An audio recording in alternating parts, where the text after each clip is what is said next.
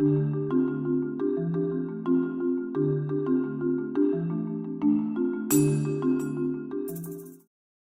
we start forecasting and explaining all the different reasons with our toddlers, if we can keep that up through the school age years and then into the high school years, I don't know if everybody here has a teenager, but the notion of, here's the car keys, you're going to go on a date, make good decisions, right? It's like, holy smokes, my toddler's not ready for that.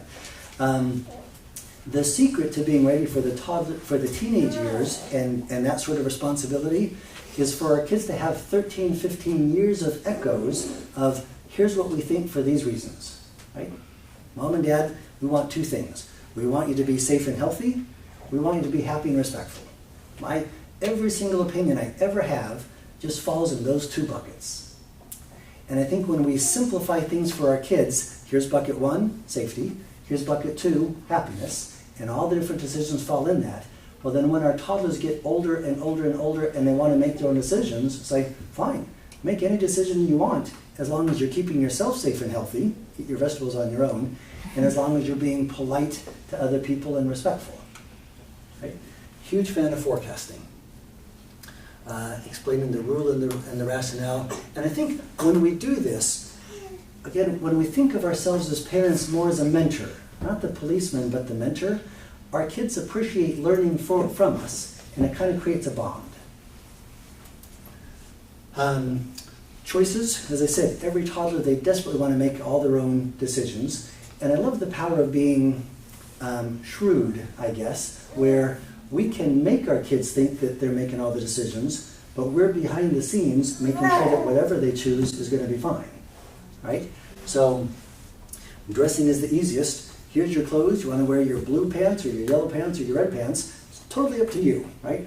All we care about is that they're wearing pants. We really don't care what color they are. Play. You want to do a book? You want to do Legos? You want to do stuffed animals? It is totally up to you. You're like, huh, this is fantastic, right? Same with meals. As a physician who's married to a nutritionist, and so I've been learning for 20 years the value of good nutrition, and it's amazing how much healthier my body got right after I got married. I think that's what taught me the value of all the different vitamins and minerals that both keep us healthy and help us, keeps us healthy, and it strengthens the immune system, etc. So if we know that variety feeds the biochemistry of the body, we know that it's important for our kids to eat a little bit of everything. But we can be behind the scenes with their meals and say, all I care about is that you eat a fruit. That's what we think. And we make them think that they're running the show. Do you want a banana, an orange, a pear, or an apple? Right? They get to choose. You want turkey, you want chicken, you want beef, you want salmon. And so I love the notion of kind of empowering them. We get our way, they get their way, right? Their goal is to kind of win the battle for the meal and the day.